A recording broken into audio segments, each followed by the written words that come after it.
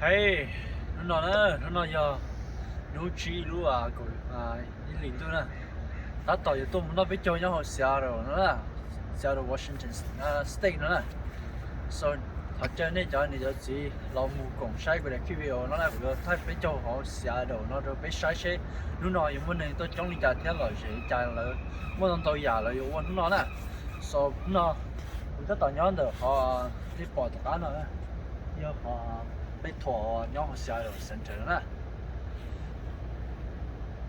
So 俾每日俾到幾幕，咁就一頓左行啊，一頓左行嘅，如啊睇到最終咧，就俾 Let's go。哦，我前頭啊真的，我抽啊老我這邊就好順的啦，有啲跑到哪度這樣啊，唔知啊老我這邊就好呢。đã tỏ chê lo dùng một rồi được họ lúc sẵn kia này rồi cho nên một trái giờ cũng nó là tôi chưa biết chơi nhau hồi xưa rồi nó ta chỉ nó giỏi nữa ta chỉ nó nhau xem một tờ cái gì nó chỉ tôi chống là lúc tôi đây là sao cho nên bé một trái sẵn kia chưa biết chơi ạ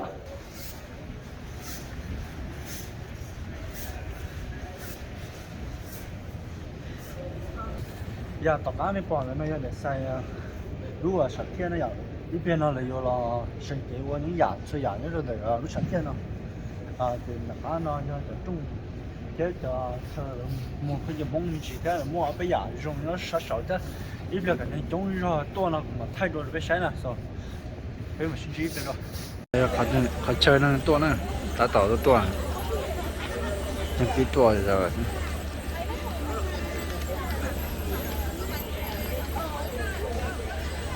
打15呢。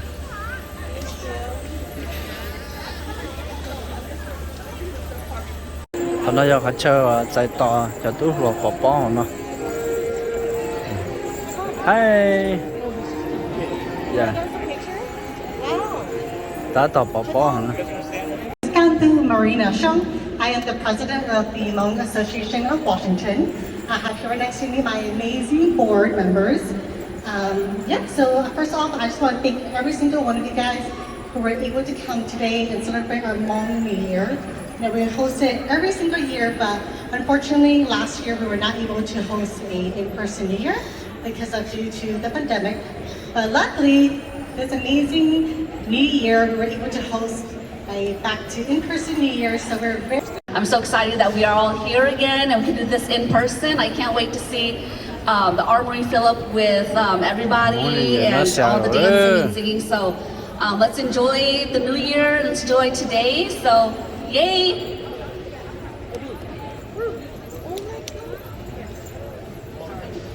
And first off, I also want to thank the Seattle Center Festival for letting us even have our New Year here every year and all their hard work behind the scenes. So, if you guys see them around, also give them a thank you because they worked really hard with us. So, without them, we wouldn't be able to host our New Year. And then also, thank you to all the vendors, all the performers, the volunteers, everyone that's involved in the New Year. We're lucky that we were able to host a free New Year, but it's a lot of hard work behind the scenes. So if you see a volunteer performer, just tell them that, hey, you're doing a great job. And to all the youngsters who would like to join or interested in joining Hall, if you see us, please do not feel shy to come talk to us and ask us any questions you have if you're interested in future volunteer opportunities or even being a board member. Please do not be shy, okay? So thank you so much, and let's have an amazing New Year, okay? All right, thank you so much. Woo!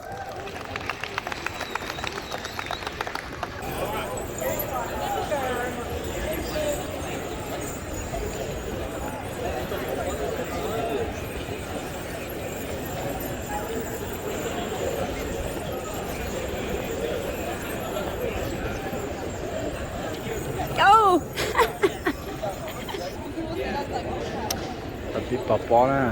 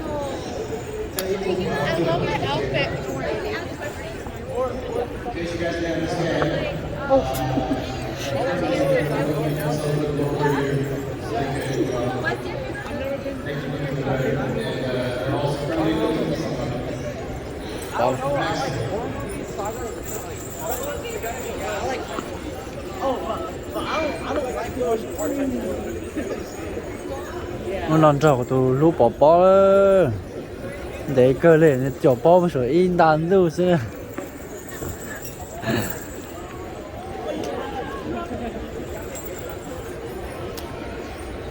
nào con chơi ở giả trong ngô sập lại này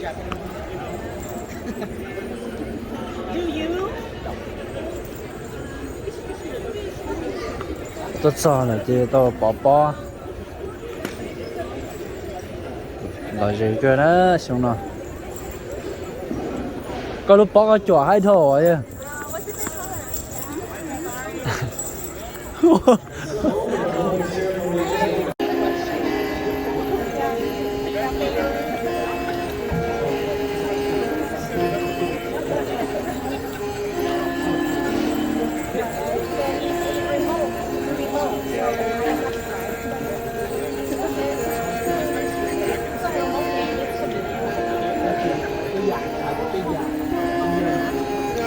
cho căng chơi ra căng khi lúc sát theo đây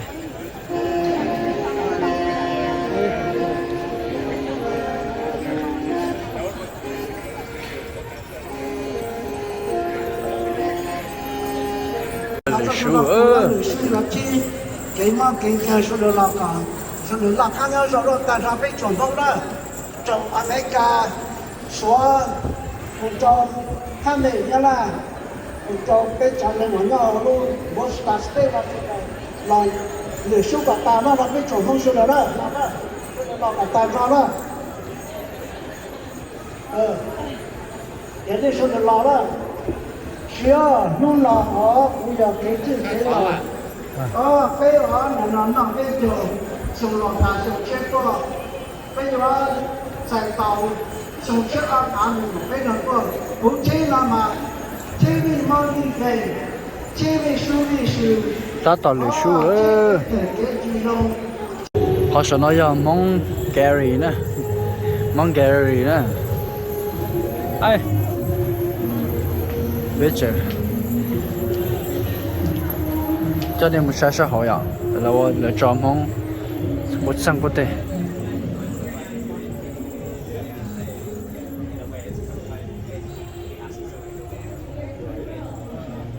cho đua cố thủ và là tôi cho thấy chuyện mình cả này à để đồ cố nó nè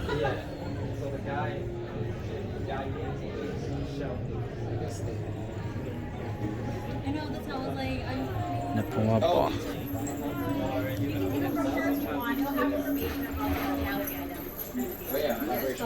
mùa Did you participate? Did you do anything? I participated and my wife, when she was throwing fastball. Yeah. Not under it's great. Yeah, she was throwing fastball. And I think that's her way of trying to see if I was going to make it. That was fantastic. Well, they'll be doing spot tossing later today, right down at the elevators. Tan đâu Okay, are they starting already? Yes. Okay. Yeah, thanks. That's great. You bet. mồm hông đầu họ kì là con dạy chở rồi nè I was thinking maybe one with the food.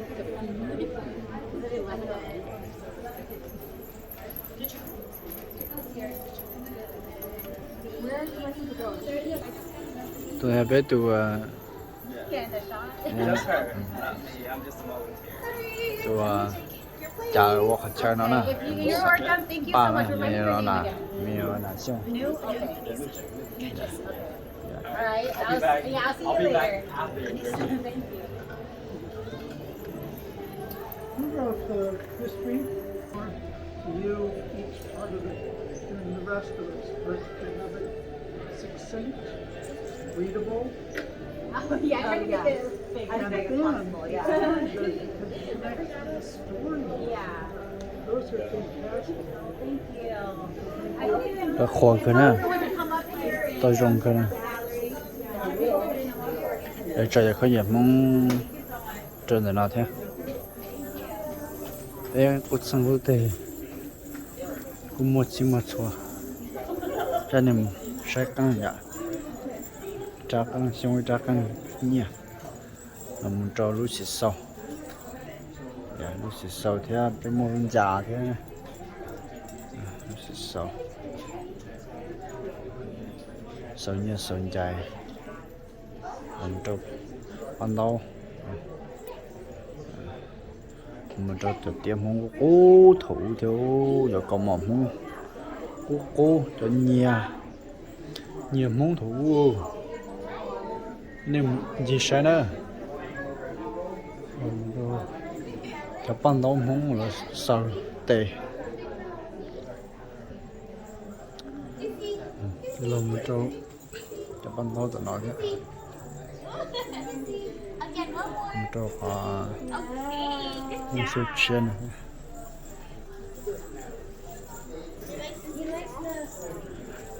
là mua ở bên đây tận đâu lò trong cô cái nó nè, dạ, đặc biệt cho mong đâu dạ, thủ, giờ thủ, ô đây nào mà, hai cửa nữa rồi, có tên nào này,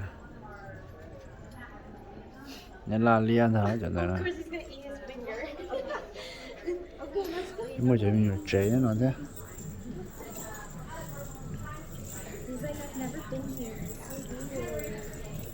Gì mà chế nhau nó mỏ nhau nó ha, một chia nó hồi ha, cho nên mình sẽ không có nặng nữa, nặng không có nặng, không có bùa, sau cái nè cái luôn, có cái nhà cái nọ. 사버크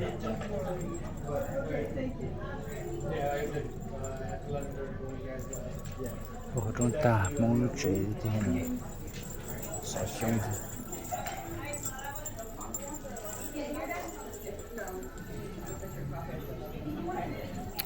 cho nên mình sai là ổn năng sorry nè plong rồi chế ổn năng mà chắc căng nhau hậu thế 오, 드디어 그걸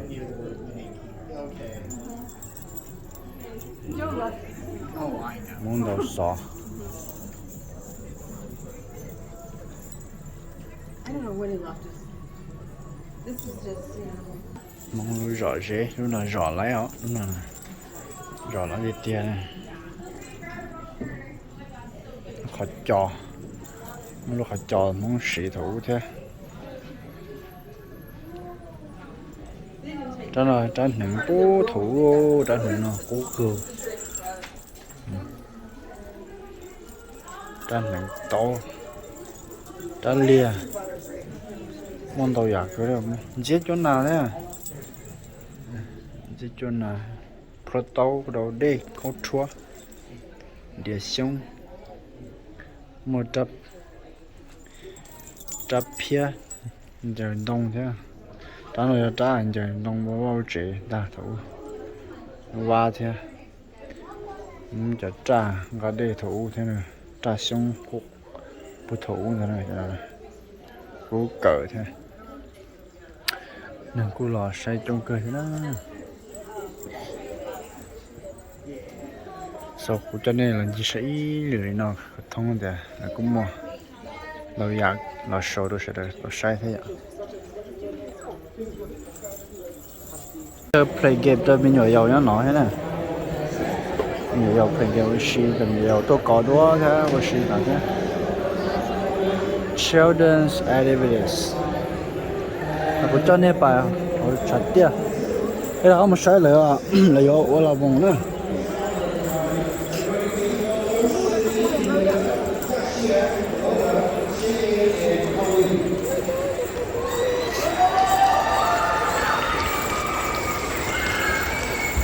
cái gì nữa? 带回去做完喽。 Rồi nó con rồi luôn. Rồi. Rồi nó. Rầm.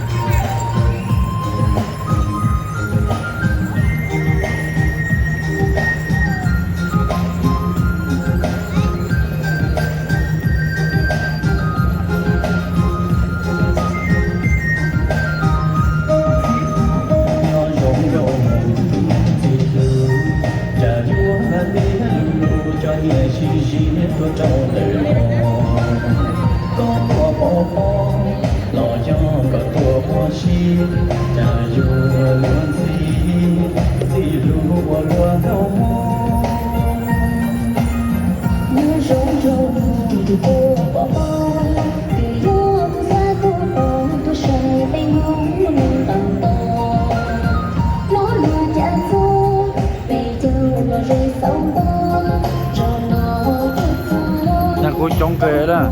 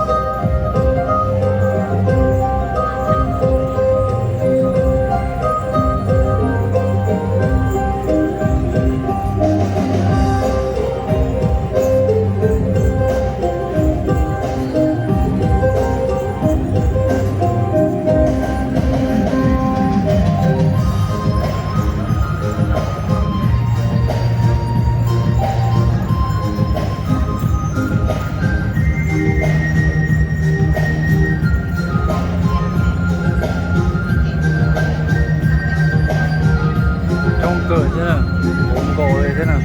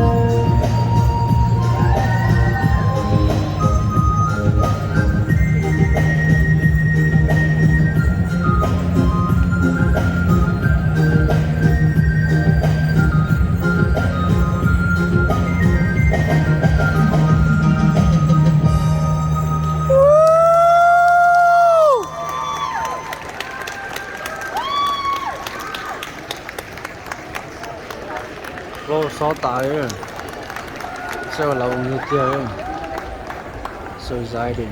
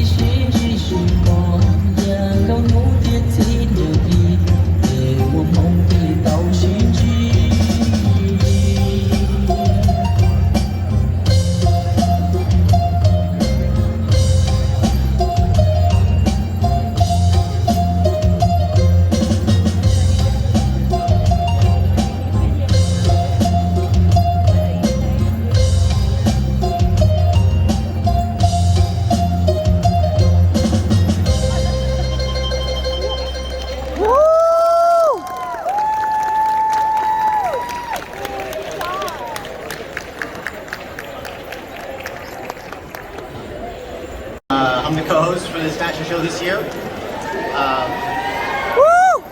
Thank you. This year we're going to have models showcasing home clothes from all different regions of Asia, where all the home people are living. You'll be seeing home clothing from China, Vietnam, Thailand, and Laos, and also all the different styles of clothing depending on their dialect, like white or green hall. And you'll also be seeing some more modern styles as well in this fashion show. And then before I hand it off to my wife here, I just want to thank all the models and all the volunteers and all the people who let us borrow their home clothes, like Shank Film Photography, and Happy New Year's and enjoy the show. Hello, 你好，我好了，我今天了，他们上次就过来。你好，平常就你做领导都，一一向个奥罗提ที่过瘾，这刚龙就跟忙路看照的叫了大，我就鼓上沙hình看到古知道多路，那错零错都的就向我。ông đây nó cũng xa ha, ông cho cho nà hát gì, nên chỉ cho nên để cái nụ ta chế, tôi chẳng cả nên cho tú chạy qua mà rồi cho hiong nó, cũng xa ha, ông cho sinh hiong cái của rong, cũng cho sinh hiong photography hảo, Instagram và she Facebook, hiong nó cũng cho tú chạy qua, tôi tôi chỗ té là tôi mong nhà là tôi té xí nữa. So you guys ready for the fashion show? Let's hear another round of applause for my beautiful models. Hope you guys enjoy the show. Thank you. Đã rong hiong cha.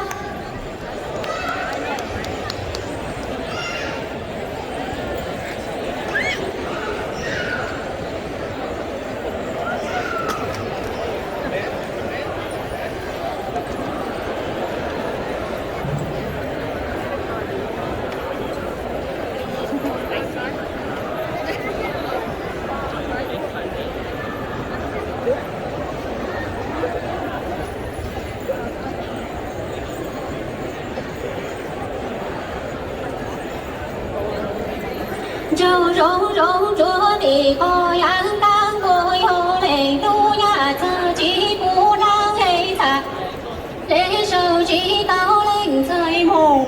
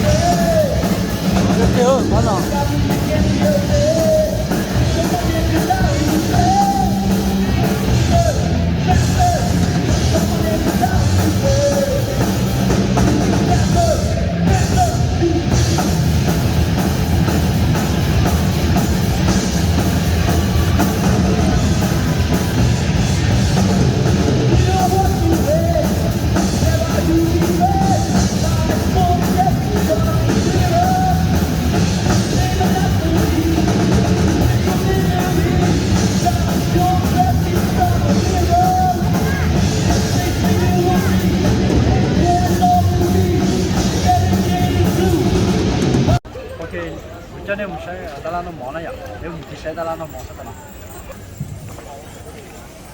đã là cái này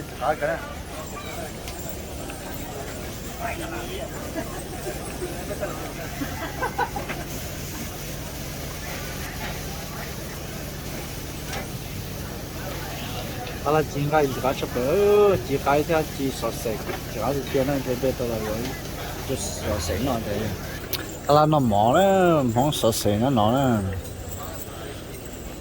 đâu lại nó mỏ nó đấy nó bảo xíu à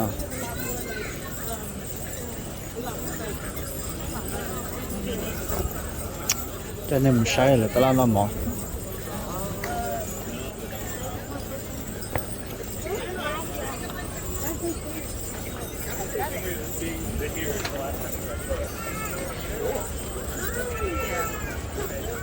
có rồi anh ta làm nó mỏ này cho nhiệt tí nhỏ để chơi này xe rồi nó lại bỏ câu này cá ngó lại cho nó có một cá nữa currency kia nữa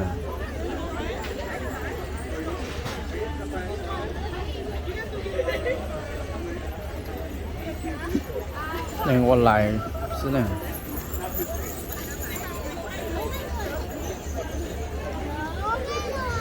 nó lại trống sáng nhà cứ làm nó mỏ đừng coi cho nó này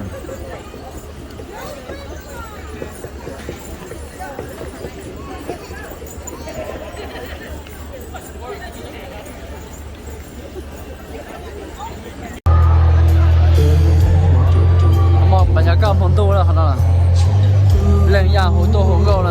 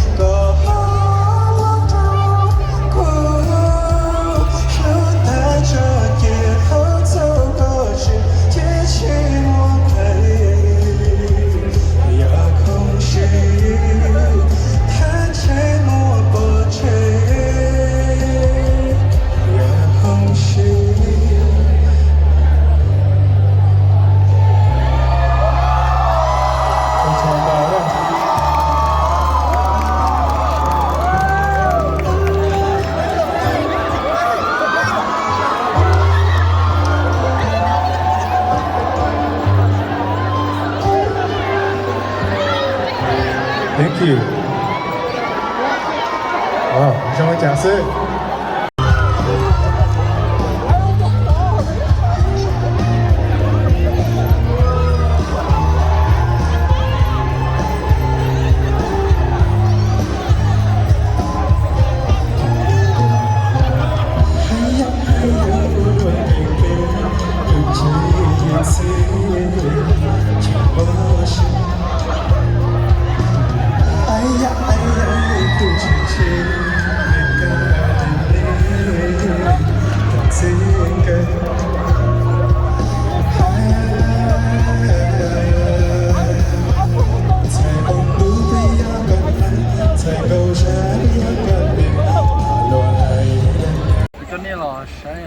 比较小的那是呢，少比如10几多，我超呢，少比10几多呢，少少的那是呀。